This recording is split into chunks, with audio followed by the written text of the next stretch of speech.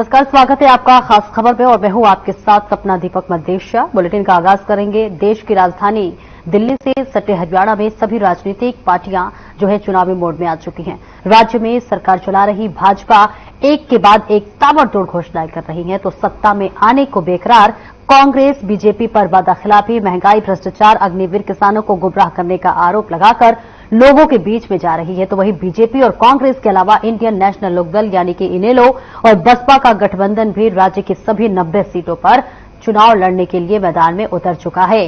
तो वहीं हरियाणा का विधानसभा चुनाव नजदीक है और सरकार के सामने सबसे बड़ा मुद्दा कच्चे कर्मचारियों से जुड़ा हुआ है। सरकार चुनाव से पहले कच्चे कर्मचारियों को पक्का करने की नीति लाकर उन्हें बड़ी सौगात देना चाहती है और इन कर्मचारियों के लिए सरकार पॉलिसी भी तैयार कर रही है और जल्द ही जल्द इस नीति पर अंतिम मुहर लग सकती है। वहीं हरियाणा में विधानसभा चुनाव को लेकर आचार संहिता लगने में करीब 6 हफ्ते बचे हुए हैं और माना जा रहा है कि 15 सितंबर के आसपास निर्वाचन आयोग चुनाव की तारीख की घोषणा भी कर सकता है। जिस दिन चुनाव की तारीख घोषित होगी उसी दिन से प्रदेश में आचार संहिता लागू हो जाएगी।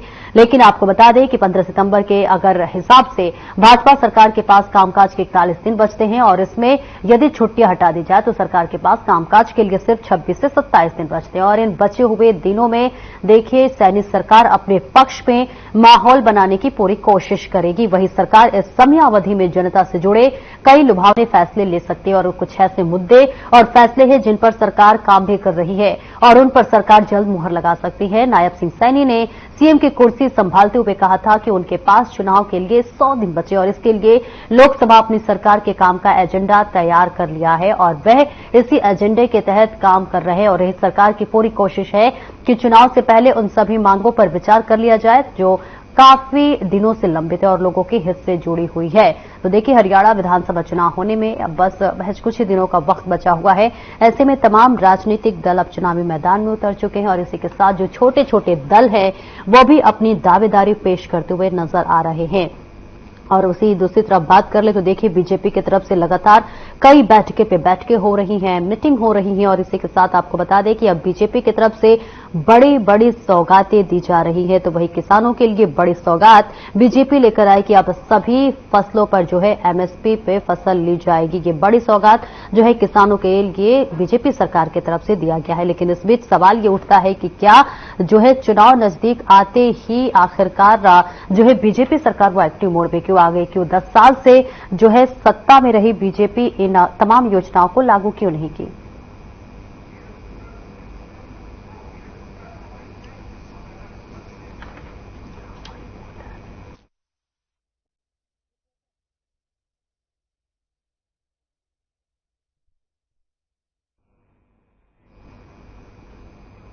तो विधानसभा चुनाव होने में महज कुछ दिनों का वक्त बचा हुआ और ऐसे में सभी राजनीतिक पार्टी हैं वो चुनावी मैदान में उतर चुकी हैं।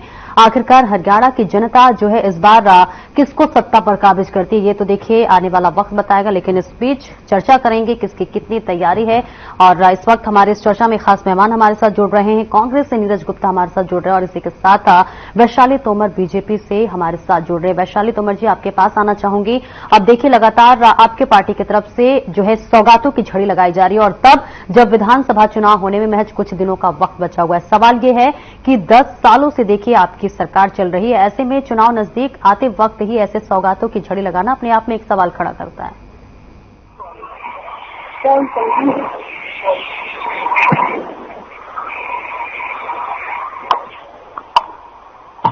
हेलो, हाँ जी, आप तक आवाज पहुंच रही है?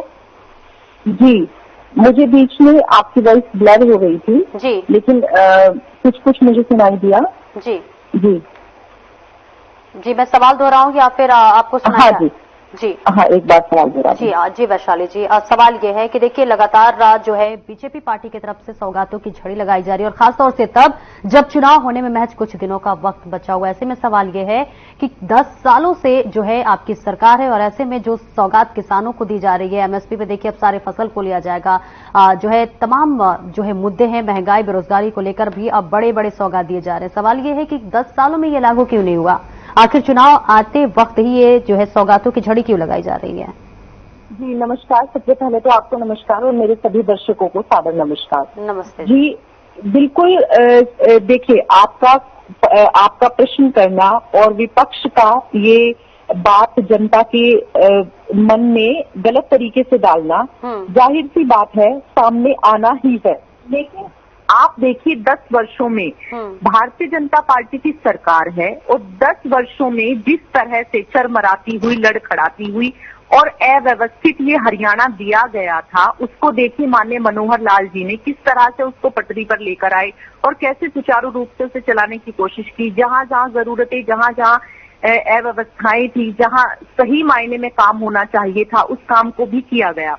अब उसके बाद जो मंथन, विश्लेषण, उसके बाद जब एनालाइज सब चीजों को किया जाता है, जो चीज और बेटर कर सकती है सरकार, और आप देखिए कि इस चीज को करने में कितना एक्स्ट्रा बजट या कितना एक्स्ट्रा चीजें सरकार को अपने आप से एफर्ट लगा के करनी पड़ रही हैं, वो सब करके कि किस तरह से जनता का हित होना चाहिए, सब चीजों पे विचार करके वो चीज आगे धीरे धीरे धीरे धीरे प्रोग्रेस में आ रही है। 10 वर्षों से ऐसा नहीं है कि 10 वर्षों से काम नहीं हुए हैं। 10 वर्षों के पहले के आप काम देखिए और उसके बाद के आप काम देखिए। 10 वर्षों के पहले के आप इंफ्रा देखिए और उसके बाद के देखिए। 10 वर्षों के पहले के आप हवाई अड्डे देखिए और उसके बाद के देखिए। 10 वर्षों के पहले के शिक्षा नीति और शिक्षा पे कार्य देखिए, उसके बाद के देखिए। 10 वर्षों पर किस तरह से आप जहां जहां जरूरत होती है, जब आयुष्मान योजना चलाई तब तो कोई चुनाव नहीं थे, जब चिराग आयुष्मान योजना चलाई तब भी कोई चुनाव नहीं थे, जब पेंशन को बढ़ाया जो मात्र 1000 कभी हुआ करती थी वो भी पूरी नहीं हुई, हुड्डा सरकार में सिर्फ घोषणाएं हुई, जमीनी तौर पर कभी नहीं कोई चीजें उतरी। आप चाहे पहले की जनता से जाके बात करें, जनता के मन में क्या है, उन लोगों से पूछते कि 10 वर्ष पहले आपको कितनी पेंशन मिलती थी, उसके बाद कितनी पेंशन मिली है, तो तब भी कोई चुनाव नहीं थे। जब ये जाकर देखा, गरीब लोगों में जाकर देखा, बीजेपी सरकार के जो कार्यकर्ता हैं मोदी जी के आह्वान पर कि जाए जनता से मिले, उनकी क्या क्या समस्याएं हैं, जनता ने बताया कि एक व्यक्ति पूरे जीवन में, गरीब एक व्यक्ति 5 लाख रुपए, 10 लाख रुपए बीमारी में लगा देता है, अपना घर बेच देता है, उसके पास कुछ नहीं बचता। तभी आयुष्मान की योजना शुरू की गई, तब कोई चुनाव नहीं थे। जब सही चीजों को करने का अब देखा गया कि किसानों की समस्याएं हैं, अगर जब किसानों को सम्मान निधि 6,000 रुपए महीना दिए जाते हैं, तभी भी कोई चुनाव नहीं थे। ठीक है, तो ये चुनाव की वजह से। लेकिन वैशाली जी, सवाल तो ये है ना कि जब किसान देखिए लगातार आंदोलन कर रहे थे दिल्ली के बॉर्डर पे बैठ के, तो उस समय ये जो एमएसपी पे अब सारी फसलें ली जा रही है, उस समय ये नियम क्यों नहीं लागू हुआ? कोई भी काम होता है, कोई भी चीजें होती हैं, कोई भी नीति सरकार बनाती है, कोई भी पॉलिसी जनता के हित में जब सरकार लेकर आती है, तो उस पे कई बड़े लोगों का मंथन होता है, विश्लेषण होता है, देखा जाता है क्या सही है क्या गलत है।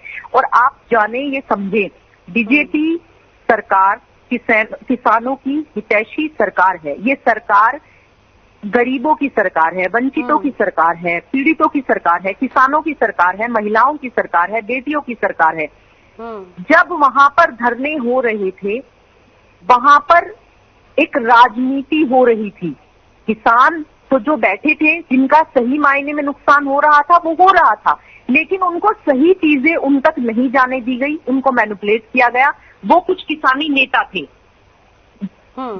सरकार तो तभी भी बात करना चाहती थी, सरकार तब भी बार बार आग्रह कर रही थी कि बात करिए, आइए, मिलिए, लेकिन जो वहां पर बैठे थे राजनीति करने के लिए, उन्होंने किसानों से सरकार को बात ही नहीं करने दी। कोई एक बीच का रास्ता ही नहीं निकला। अगर ऐसा होता, अगर किसानों का हित सरकार नहीं चाह रही होती, तो बार बार ऊपर से आग्रह क्यों किया जाता कि आइए, बताइए, बैठिए, बैठ के समस्या जो है उसका जिक्र करते हैं, उस पर समाधान निकालते हैं, उस पर विश्लेषण करते हैं, उस पर बातचीत करते हैं। लेकिन जो एक्चुअल में वहां पर अपनी रोटियां सेकने के लिए बैठे हुए थे लोग, वो जाने ही नहीं दे रहे थे किसानों तक ये बातें, वो किसानों तक पहुंचने ही नहीं दे रहे थे ये चीजें। उसको गलत तरीके से मैनिपुलेट किया गया। इतने बड़े स्तर पर चीजें हुई कि धरने दे दिए और इतने बड़े स्तर पर लोगों का नुकसान कराया गया। ये तो आप भी जानते हैं और वो किसान भी जानते हैं। ये जानते सभी हैं जो लोग वहां पर नेता बन रहे थे कि वो एक्चुअल में किसान है कि नहीं है। किसान तो बेचारा है ही परेशान। किसान तो एक्चुअल में अन्नदाता है, इसीलिए सरकार उसके विषय में सोच रही है। अगर किसान अन्नदाता नहीं होता, भगवान का रूप नहीं होता, तो बीजेपी सरकार उसके विषय में क्यों इतना सोच नहीं रही होती, बताएं। कांग्रेस से हमारे साथ नीरज गुप्ता भी जुड़ रहे हैं। नीरज गुप्ता, आपके पास आऊंगे, लेकिन उससे पहले एक छोटी सी ब्रेक का वक्त हो चला है, जल्द लौटते हैं।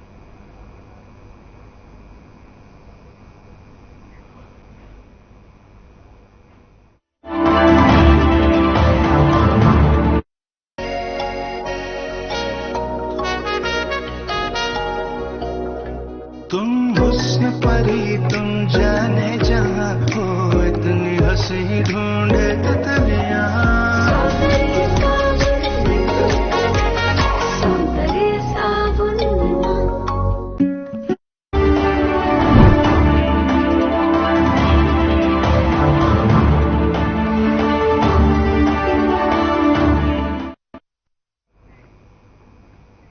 और ब्रेक के बाद एक बार फिर से स्वागत है आपका। बढ़ते हैं और इस खास चर्चा में, और हमारे साथ कांग्रेस से देखिए नीरज गुप्ता भी हमारे साथ जुड़े थे। नीरज गुप्ता, जिस तरह से वैशाली तोमर जी तमाम बातों का जिक्र कर रही थी, जो 10 साल पहले की बातें बता रही थी कि तमाम वो अव्यवस्थाएं थी हुड्डा सरकार में, लेकिन जो आपकी तरफ से ये यात्रा निकाली जा रही है, जो आप लोग 10 साल का हिसाब मांग रहे हैं, तो ऐसे में 10 साल के पहले का जो कार्यकाल है वो हिसाब तो अब जो है बीजेपी मांग रही है कि जो जिस तरह से अव्यवस्था थी उसका क्या जवाब देंगे आप? देखिए, सबसे पहले तो बीजेपी प्रवक्ता के साथ जवाब देना चाहूंगा जो किसानों ने बात की है। देखिए, बीजेपी प्रवक्ता झूठ बोलने में माहिर है। इनको जो पढ़ाया लिखाया जाता है वो डिबेटर बोलते हैं, इससे ज्यादा कुछ बोल नहीं सकते। अपना IQ लेवल कुछ भी मेंटेन नहीं करते। आप देखिए ऑन रिकॉर्ड किसानों के स्तर पे कितनी बार बात हुई केंद्र सरकार से। ये कह रही है केंद्र सरकार से कोई बात ही नहीं हुई। केंद्र सरकार से 4-5 बार सीटिंग हुई, उसमें कोई परिणाम निकला। 6-7 सीटिंग की वार्तालाप हुई और ये कह रहे बुलाते रहे, किसान गए नहीं। ऑन रिकॉर्ड आपके पास भी है, मेरे पास भी, इनके पास भी, कहूं तो भेज देता हूं मीटिंग का एजेंडा। 6-7 बार मीटिंग हुई है, जब वो नीतीश निकला तब वो उन दोनों तक गया। नंबर 1 झूठ ये। नंबर 2 झूठ ये। देखिए, जब हुड्डा शासन था हरियाणा में प्रति व्यक्ति आय में ऑन रिकॉर्ड निकालिए, हरियाणा नंबर 1 था, रोजगार में नंबर 1 था, कानून व्यवस्था में नंबर 1 था। अब क्या है, बेरोजगारी में नंबर 1 है। कानून व्यवस्था का हाल देख रहे हो, आप बताने की जरूरत नहीं है। गोलियां चल रही है, फटाफट अपराधी भाग रहे खटाखट, इसमें कोई कहने की जरूरत नहीं। ये देखिए, मैं हर बार हर डिबेट में बोलता हूं, ये सरकार NPG की सरकार है। NPG means non performing government. ये सिर्फ घोषणाएं करती है, चुनाव में हार देकर हवाई ऐलान कर रहे हैं। मेरी बहन प्रवक्ता साथियों को ये नहीं बताया कि MSP के कानून के बारे में भी बोल रहे थे। MSP का कानून अभी हरियाणा सरकार को नहीं पता। MSP का कानून केंद्र सरकार लागू करती है, इनके कहने से कुछ नहीं होता। और इन्होंने आनंद फानम में 15 फसल ऐसी कर दी जो इसकी MSP देंगे लोगों को बेवकूफ बनाने के लिए, किसानों को बेवकूफ बनाने के लिए। किसान भी समझदार हैं, वो फसलें हरियाणा में होती नहीं। जैसे कि राजनी हो गई, सोयाबीन हो गई, ये कहाँ फसल हरियाणा में होती है? तो सिर्फ ये परगलाने का काम करते हैं। देखिए, जो नैरेटिव हरियाणा में सेट हो सकता है, लोकसभा में आप, हरियाणा में साफ, विधानसभा में साफ, वो नैरेटिव सेट हो चुका है। जनता समझदार है, इनके झूठे जांच से कुछ नहीं पड़ेगा, ये कितनी कोशिश कर ले। अब इनकी पूरी प्लानिंग है, जहां जहां हम कमजोर हैं वो घोषणाएं आनंद फानम में करते रहे और लोगों से हार का, लोगों से वोट बटोरते रहे। क्योंकि देखिए, आज ये 9.5 साल बाद किसान के तेजी बन रहे हैं, कभी आनंद फानम में सरपंचों को तेजी बन रहे हैं। अरे भाई, 9.5 साल ही घोषणाएं नहीं पूरी हो रही और मेरी बहन कहती है हवाई अड्डे बना दिए। हरियाणा में कौन सा हवाई अड्डा बना दिया? हरियाणा की बात करते हैं, NCR में मेट्रो सपनों आ करती थी। आपके प्राइम मिनिस्टर मोदी जी और खट्टर साहब कहा करते थे बल्लभगढ़ से हम आगे ले जाएंगे। आइए मैं दिखाता हूं आपको, बल्लभगढ़ से 1 इंच भी पिलर आगे गया हो। सिर्फ झूठ की सगासी रोटी सेकने का काम आपका अंत हो चुका है। आपकी पूरी पावर अमित शाह जी से लेके आए दिन मीटिंग करते हैं। कल भी वो आपके मुख्यमंत्री अमित शाह जी ने बुला रखे थे। देखिए, गुरु चेले की सरकार है, जो चेला हरियाणा में बिठा दिया उसको कुछ नहीं पता, जैसे ऊपर आदेश आते हैं वैसे ही करना होता है। और कल भी वहां वो अमित शाह से मिलने गए थे। सिर्फ इनकी प्लानिंग ये है कि हरियाणा में सरकार कैसी बचा जाए। आनंद फानम में ऐसी घोषणाएं हो रही हैं जो जमीन पर कभी पूरी लागू नहीं हो सकती और जनता को बेवकूफ बना रहे हैं। अभी तो आप देखते जाइए, आने वाले 35 डेज बचे उसमें और भी घोषणाएं लागू होंगी, ऐसी जनता को बेवकूफ बनाएंगे। लेकिन जनता समझ चुकी है, जो हरियाणा की 36 बिरादरी की जनता समझ चुकी है, इनका टाइम जाने का आ गया है और कांग्रेस सरकार आ रही है। मैं निश्चित तौर पर कह सकता हूं, 36 बिरादरी के इनपुट पे कह सकते हो हरियाणा में कांग्रेस सरकार बनेगी। भाई, हरियाणा मांगे साहब, ये देखिए कैंपेन हमने चलाया, हम इनसे साहब नहीं मांग रहे। ये साहब देने वाले कौन होते हैं? हम जनता में जा रहे हैं। अपने 10 साल और इनके 10 साल जनता तय करेगी ना कि 10 साल में हमने कोई काम किया या आपने नहीं किया। ये हिसाब मांगने वाले कौन होते हैं? ये अपना हिसाब लेके जनता में जाए, जनता को बताएं हमने 10 साल में ये किया, 10 साल में कांग्रेस ने किया। जी, मैं आपको रोकूंगी। नीरज गुप्ता जी हमारे साथ, हमारे संवाददाता फरीदाबाद से मोनू पांचाल भी हमारे साथ जुड़ रहे हैं। मोनू, अभी आपकी मौजूदगी देखिए ग्राउंड जीरो पर है, तो ऐसे में देखिए विधानसभा चुनाव होने में महज कुछ दिनों का वक्त बचा हुआ है, ऐसे में क्या कुछ तस्वीरें ग्राउंड जीरो से निकलकर सामने आ रही है? सबका देखिए जिस तरीके से जो है अभी फिलहाल जो है वो विधानसभा के चुनाव जो है वो नजदीक है, क्योंकि 2.5 महीने बाद जो है वो विधानसभा के चुनाव होने और तमाम तरीके से बात देखी जाए तो जो नेता है, चाहे वो विपक्ष पार्टियां हो, चाहे तमाम जो सत्ताधारी बीजेपी पार्टी की बात की जाए तो तमाम तरीके से जो एड़ी चोटी का जोड़ जो है वो जनता के बीच में जो है लगाने का काम कर रहे हैं। तमाम तरीके से देखा जाए तो अभी बीते दिन जो है 3 दिन पहले जो है वो दीपेंद्र हुड्डा यहाँ पर पहुंचे थे बल्लभगढ़ फरीदाबाद में, और यहाँ पर जो है तमाम तरीके से देखा जाए तो काफी हजारों का हुजूम जो है वो यहाँ पर भीड़ देखने को मिली, क्योंकि उन्होंने जो है वो अभियान चलाया हुआ कि हरियाणा मांगे हिसाब जो है वो बीजेपी से सरकार से हिसाब मांगने का काम यहाँ पर कर रहे हैं। तमाम तरीके से जो मुद्दे हैं उनको उठाने का यहाँ पर काम कर रहे हैं, चाहे वो सरकारी नौकरी को लेकर की बात हो, चाहे वो पोर्टलों को लेकर के बात हो, चाहे वो किसानों को लेकर के बात हो, तमाम तरीके से वो जो है वो मुद्दों को उठाने का काम यहाँ पर कर रहे हैं। वहीं फरीदाबाद की बात की जाए तो जो पूरे हरियाणा में जो है वो कहीं ना कहीं 81 किलोमीटर जो है वो मेट्रो लाइन बिछाने का काम यहाँ पर जो बीजेपी सरकार ने वायदा जो है वो जनता से किया था, लेकिन कहीं ना कहीं देखा जाए तो अभी तक एक ईंट भी जो है वो कहीं ना कहीं सरकार ने जो अभी तक नहीं लगाई है। इस तरीके के तमाम मुद्दों को लेकर के जो है वो कांग्रेस पार्टी जो है वो जनता के बीच में पहुंच रही है। वहीं बीजेपी की भी बात की जाए तो जिस तरीके से जो है हरियाणा में जो चेहरा बदला है तो चेहरे के बदलाव के चलते जो है अब लगातार कहीं ना कहीं लोगों के जो रुझान है वो कहीं ना कहीं अब बदलते हुए नजर आ रहे हैं, क्योंकि जिस तरीके से देखा जाए तो मनोहर लाल खट्टर के समय में जो है कहीं ना कहीं कि जो जनता थी वो कहीं ना कहीं जो छोटी सरकार थी पंचायतों की वो कहीं ना कहीं नाराज होती हुई नजर आ रही थी, लेकिन जिस तरीके से अब चेहरा बदला गया, बीजेपी सरकार ने एक चेहरा बदला और कहीं ना कहीं अब चेहरे बदलने के दौरान अब जो पाबंदियां थी वो हटाने का काम यहाँ पर किया है। तमाम तरीके से जो दावे थे वो यहाँ पर जो है वो यहाँ पर पूरा करने का काम यहाँ पर करती हुई नजर आ रही है। वही बात की जाए तो जिस तरीके से किसान को एमएसपी पर पैसे जो है बढ़ा करके देने वाली बात हो, तो तमाम तरीके से देखा जाए तो कहीं ना कहीं अब जो है मामला जो है वो कहीं ना कहीं विधानसभा का चुनाव जो है जिस तरह से लगातार किसान देखिए उनकी नाराजगी अब जो है जमीनी स्तर पर दिखाई दे रही थी, लगातार आंदोलन पर आंदोलन जो है हो रहा था। ऐसे में जो ये बड़ी सौगात जो है किसानों को मिली है बीजेपी की तरफ से, अभी उनका क्या कुछ रुख इस पर है? किसानों की जिक्र कर रही हूं मैं।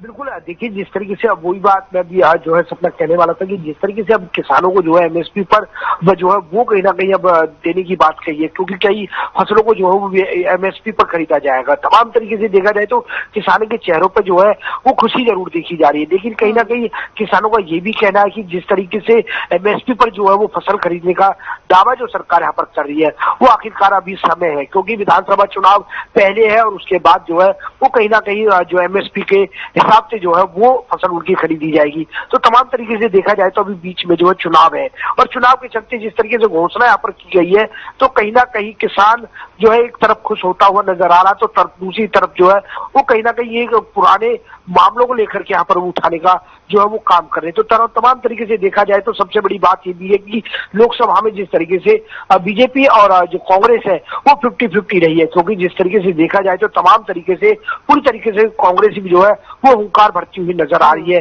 क्योंकि तमाम तरीके से उनका दावा है कि जो है वो कांग्रेस जो है वो सरकार बनाएगी। वहीं बीजेपी भी जो है वो दमखम ठोकती हुई नजर आ रही है कि जिस तरीके से देखा जाए तो बीजेपी भी जो है तीसरी बार जो है हैट्रिक मारने का हरियाणा में काम करेगी। तो तमाम तरीके से जो है अपने अपने नेता जो है वो कहीं ना कहीं पार्टियों के नेता वो अपनी अपनी पार्टियों के दावे यहाँ पर ठोकते हुए नजर आ रहे हैं। तो तमाम तरीके से देखा जाए तो अभी 2.5 महीने बाद और कहीं ना कहीं देखा जाए तो अब की बार भी जो है वो पूरी तरीके से सर्वे के दौरान जो है वो टिकट दी जाएगी, क्योंकि जिस तरीके से देखा जाए तो फिलहाल जो है सपना पूरी तरीके से दोनों पार्टियां जो है पूरी तरीके से कैंडिडेटों पर जो वो निगाहें रख करके जो है वो टिकट देने का काम करेंगे, क्योंकि एक कांटा जो है वो मुकाबले का यहाँ पर रहने वाला है सपना। बिल्कुल। वापस नीरज गुप्ता जी आपके पास आना चाहूंगी। जिस तरह से देखिए माना जा रहा है कि मुख्य मुकाबला जो है बीजेपी और कांग्रेस में है, तो ऐसे में तमाम वो छोटे दल भी देखिए अब मैदान में उतर चुके हैं, तो क्या लगता है कि जो छोटे दल है वो कितना जो है खेल बिगाड़ते हुए नजर आ रहे हैं आपकी? देखिए इससे कोई फर्क पड़ेगा, सीधा साधा मुकाबला कांग्रेस वर्सेस बीजेपी का है। और अभी मैं जो बात कर रहा था, सिर्फ बीजेपी झूठी घोषणाएं करती है, उनमें आपके समझौता मोनू पंचाल जी ने भी मोहर लगा दी है। जैसे कि मेट्रो का मामला हो, ये कह रहे थे कि 80 किलोमीटर मेट्रो बढ़ेगी और मैंने भी ये बात कही, एक ईंट भी नहीं लगी और मोनू पंचाल जी ने भी ये बात कही नहीं लगी। इसलिए मैं कहता हूं सिर्फ घोषणाओं की सरकार है, सिर्फ घोषणा करती है, चाहे एमएसपी घोषणा हो। एमएसपी घोषणा कब लागू होगी? इलेक्शन का टाइम आ गया, कोई फसल जितनी भी फसल होंगी अब सब अक्टूबर के बाद होंगी। किस पे एमएसपी की घोषणा करेंगे, किसको पैसे देंगे बताइए। यहाँ पर मैं आपको रोकूंगी, वापस मैं आपको रोक करती हूँ। फिलहाल वक्त तो चला एक छोटे से ब्रेक का, जल्द लौटते हैं।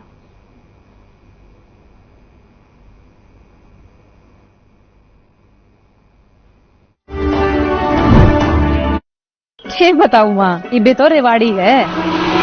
पता ना माँ, अभी तो अम्बारा में कोई काम से माँ सारे हरियाणा में गाड़ी ना तोड़ तक में जा है, नॉन स्टॉप। लो आ गया। अरे माँ, गाड़ी निकालते ही शानदार हाईवे मिल जाए, गियर बदलो और पहुँच जाओ फटाफट। अरे हाँ माँ, अब हरियाणा सरकार नॉन स्टॉप काम कर रही है। अभी तो अपनी गाड़ी और बिजनेस दोनों भाग्य हैं नॉन स्टॉप। अब हरियाणा में है 40 नेशनल हाईवेज की भरमार, तभी तो सब कहते हैं हमारा हरियाणा नॉन स्टॉप हरियाणा। क्या रंग खिला, क्या रूप सजा, मैंने ही नहीं दुनिया ने कहा।